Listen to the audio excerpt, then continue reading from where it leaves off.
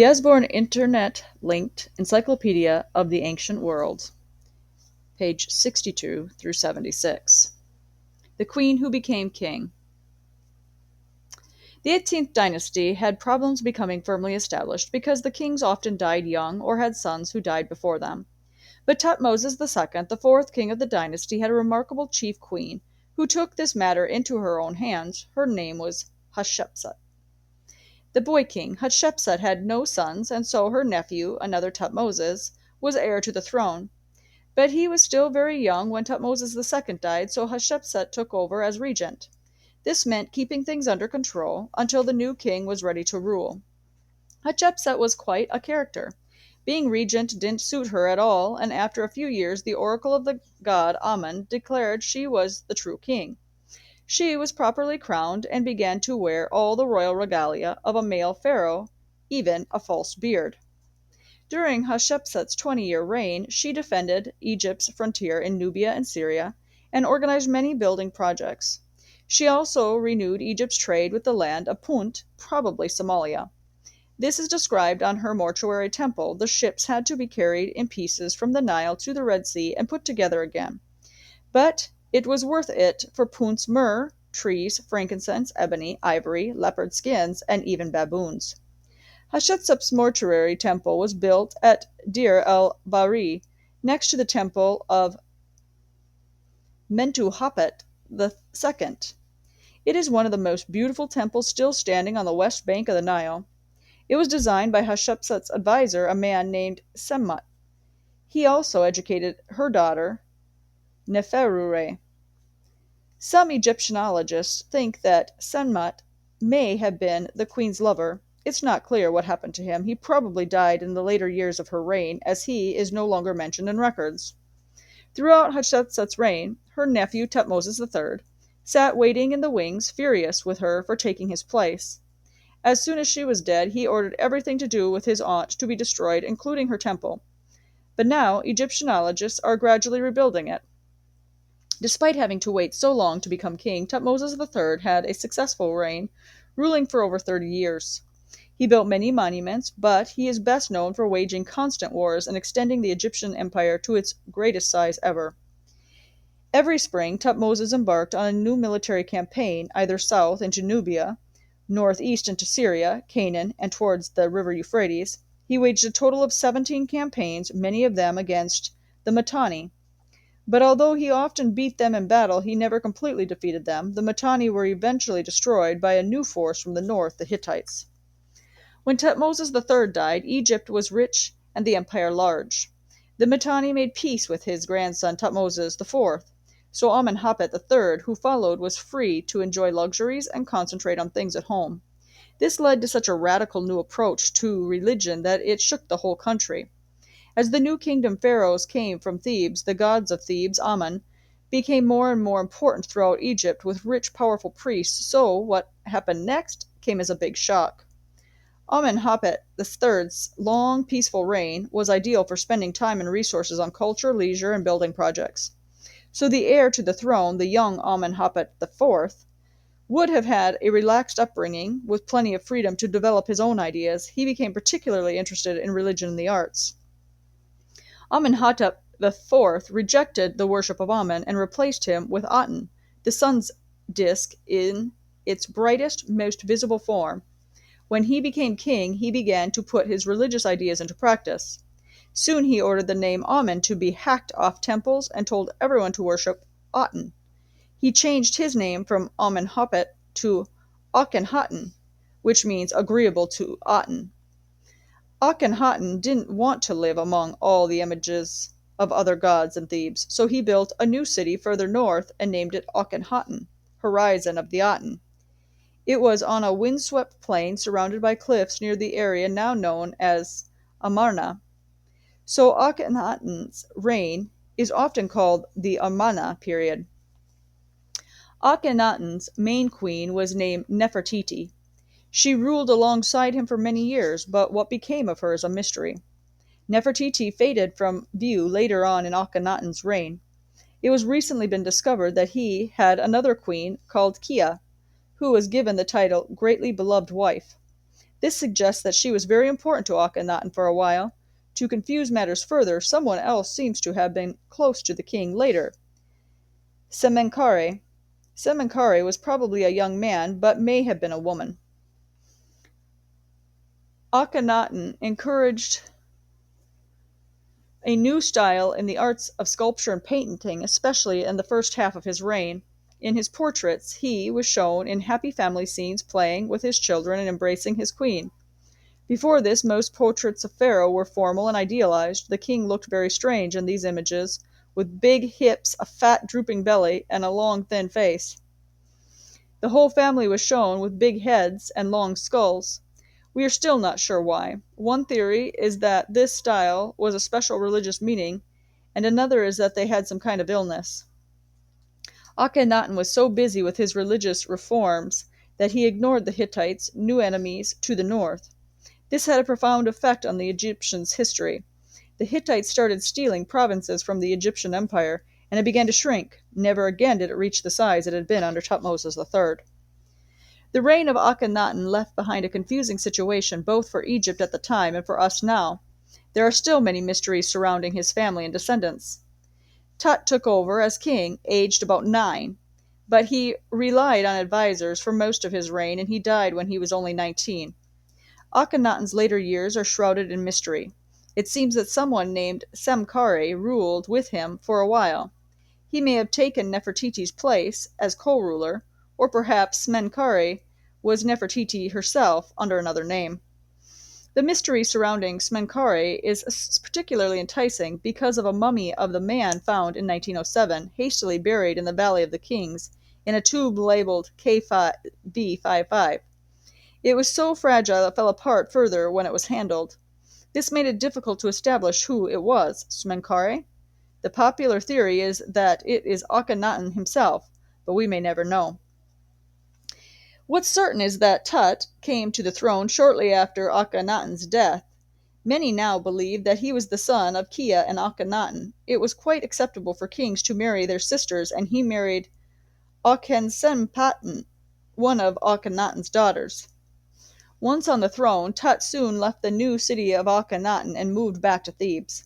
He changed his name from Tut, living image of the Aten, to Tut Khanhaman. In this way, he showed that he or his advisors didn't want anything more to do with Akhenaten's strange religion, and that things were going back to normal. Amun-Re was declared the principal god once more. For much of Tut's reign, he was dependent on his older advisors. One, called I, was commander of Cheriotri for years. When Tut died without any sons, it was I who stepped forward to take his place. After Tut's death, a strange thing happened. His young widow, Akhensempalman, wrote to the king of the Hittites, Egypt's rivals, begging him to send her a husband. The Hittite king obliged, but his son never arrived. He was assassinated on the way. This story is unusual, as royal Egyptian women didn't usually marry foreigners. However, the queen started in her letter that she didn't want to marry a servant. This could refer to the old man I, who was of lower rank. Another explanation for the shortage of suitable husbands may have been a terrible plague that killed many Egyptians and Hittites and possibly members of the royal households. This might solve another mystery too. All Akhenaten's other daughters disappeared without trace. I reigned only 4 years. When he died, a powerful army general named Horemheb wasted no time in grasping the throne. He was a ruthless man who tried to wipe Akhenaten, Tut, and I from memory. Their names and images were hacked from paintings and sculptures. The finger of guilt also points to Horemheb as the murderer of the Hittite prince. Despite his shadowy background, Horemheb ruled steadily for about 28 years. He reformed the army, made sure all Egypt's boundaries were made secure, and restored order to local and central government. He also claimed to have carried out a lot of building work, but in fact simply took the credit for Tut's. The 18th dynasty came to an end with the reign of Horemheb, who appointed a man named Ramesses to follow him as pharaoh, and began the 19th dynasty. This dynasty, third king Ramesses II, an extraordinary reign. He lived longer than almost any other pharaoh. He was also a great self-publicist who created as big a name for himself as possible. Ramesses I was an army officer before he became king. He was already old and reigned for only 2 years before his son Seti I took over. Seti decided to rebuild the Egyptian empire, which had been lost during the reign of Akhenaten. He held several campaigns to conquer Palestine, reaching right up into Syria and conflicting with the Hittites to the north. But each time he won and returned home, his enemies crept back into the territory he had gained. Seti's the first son, Ramesses II, had one of the longest reigns in history. He reigned for over 67 years and was probably in his late 80s when he died. He had many wives and children in the course of his long reign. His chief queen, Nefertari, was evidently very well loved and respected. Ramesses had a temple built especially for her at Abu Simbel, and she also had her own beautiful tomb in the Valley of the Queens. Ramesses II was a master of the art of propaganda.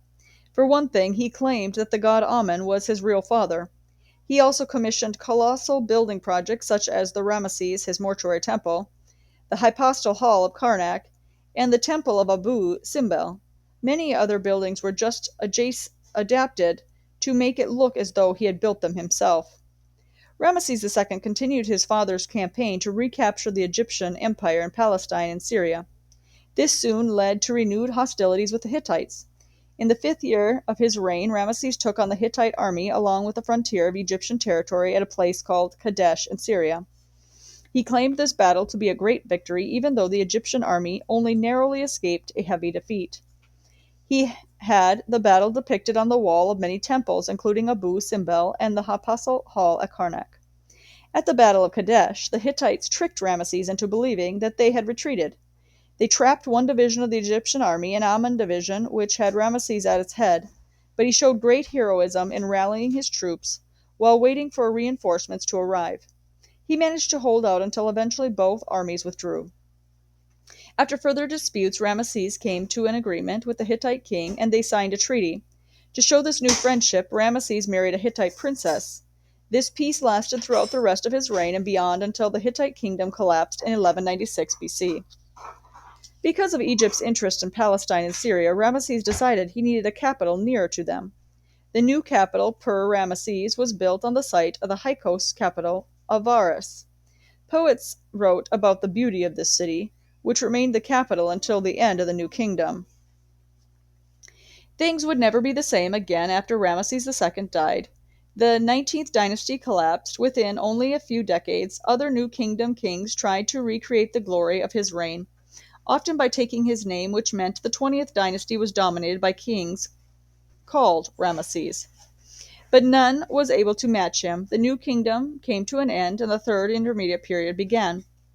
Ramesses' successor, Mereneptah, had to face new threats to Egypt's security. The first came from the west, what is now Libya. Many people started arriving, hoping to settle in the delta, probably because of famine. Mereneptah had to drive them back.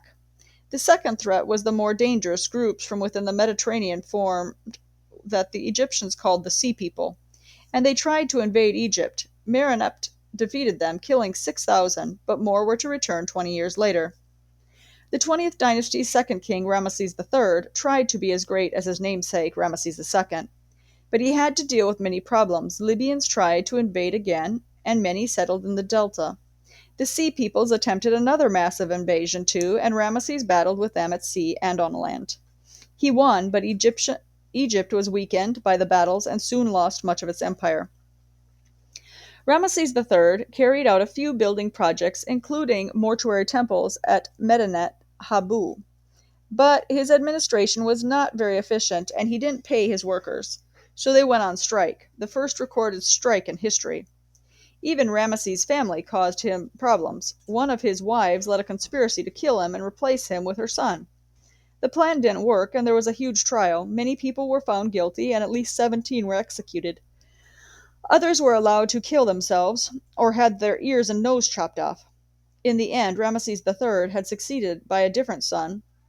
There were another 7 Ramesses in the 20th dynasty, but none were very impressive. During the reign of Ramesses IX, a scandal broke out and ran for 20 years.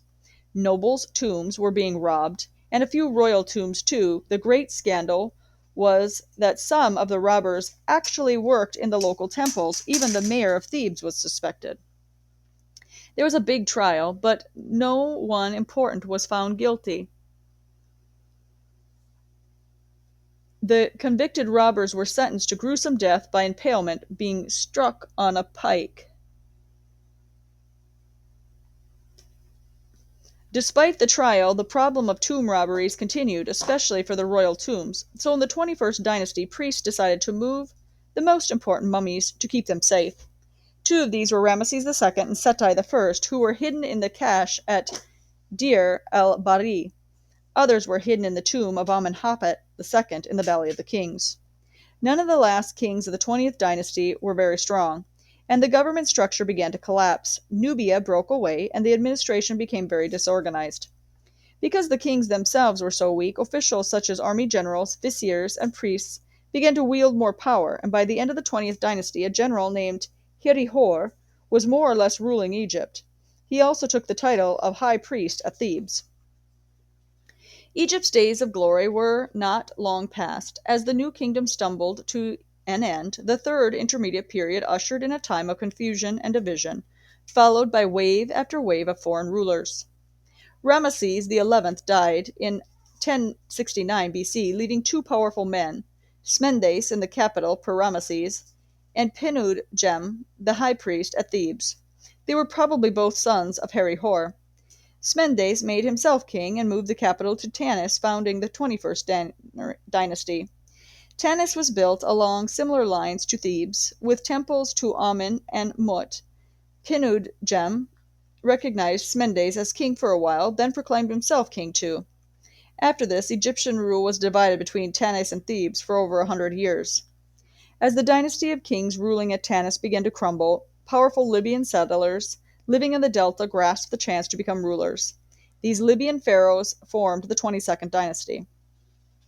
The first Libyan ruler, Shoshenq I, married his son to the heiress of Tanis and was commander-in-chief of the army before taking the title of pharaoh in 945 BC. He appointed one of his sons as high priest at Thebes. By doing this, he more or less united Egypt again.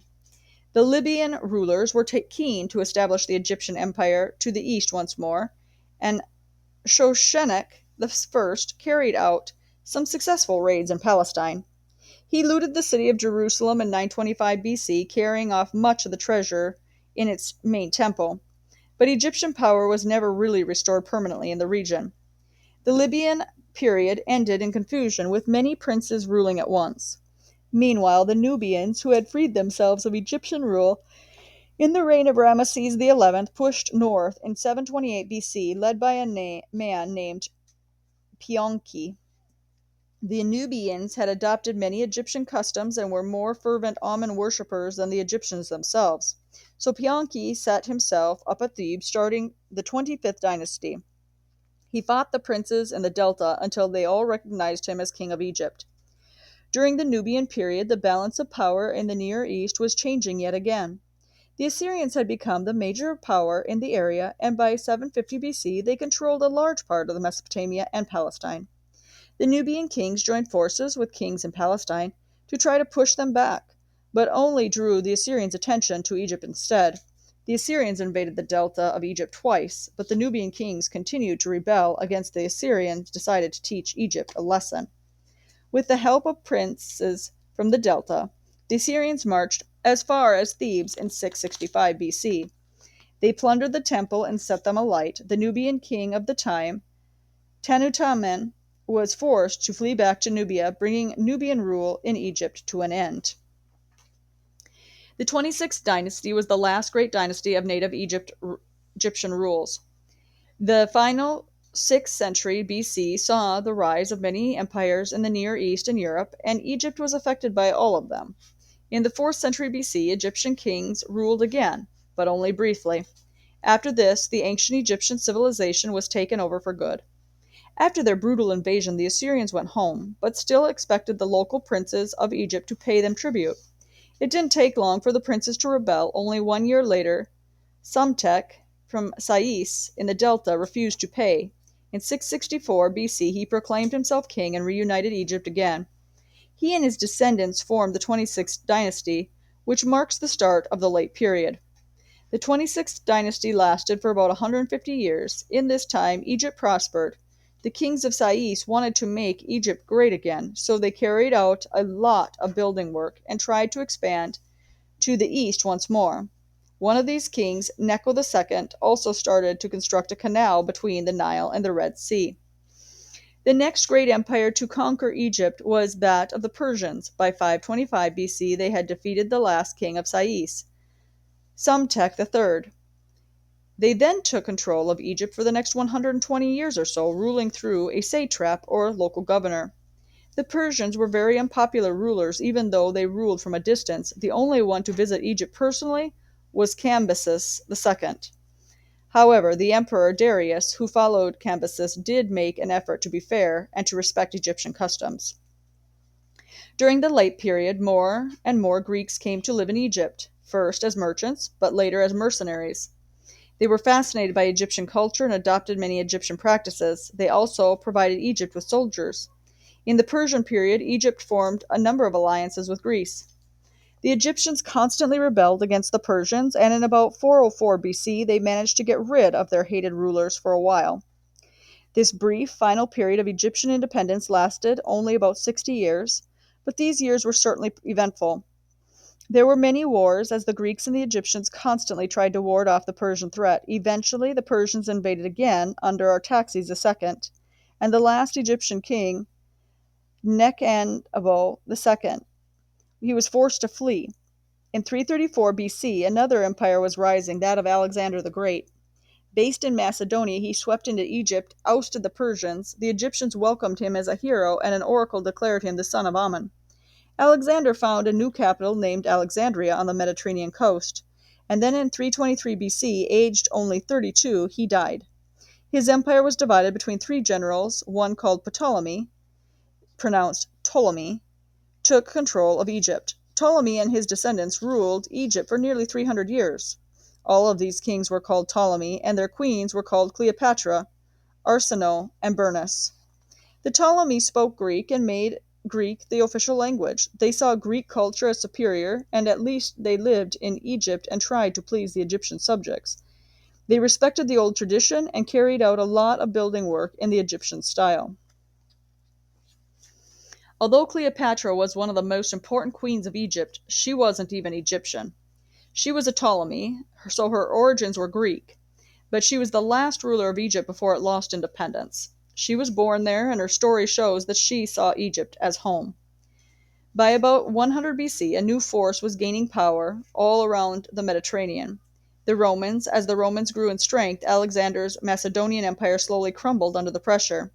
It wasn't long before the Ptolemies were forced to acknowledge the power of Rome, and for the time being, the Roman senators just dabbled in Egyptian politics and allowed the Ptolemies to remain rulers. But this was about to change too. Cleopatra the seventh became queen in 51 BC. As the wife of her young brother Ptolemy the 13th, she hadn't wanted to marry him, and she soon quarreled with his advisors. The situation grew worse until war broke out. The Roman general Julius Caesar came to Alexandria to sort things out. Cleopatra won Caesar over to her side. In fact, he became her lover. Ptolemy was killed, and Cleopatra became sole ruler of Egypt. But then Caesar was murdered, so Cleopatra joined forces with one of his friends, Mark Antony, and became his lover too. Octavian, Caesar's heir, didn't want any rivals to the east, and so war broke out. Cleopatra and Mark Antony were defeated by Octavian's army in Actium in 31 BC. To avoid more humiliation, Mark Antony and Cleopatra killed themselves. He used a sword, but, so the story goes, Cleopatra used an asp, a poisonous snake. After this, Egypt became part of the Roman Empire.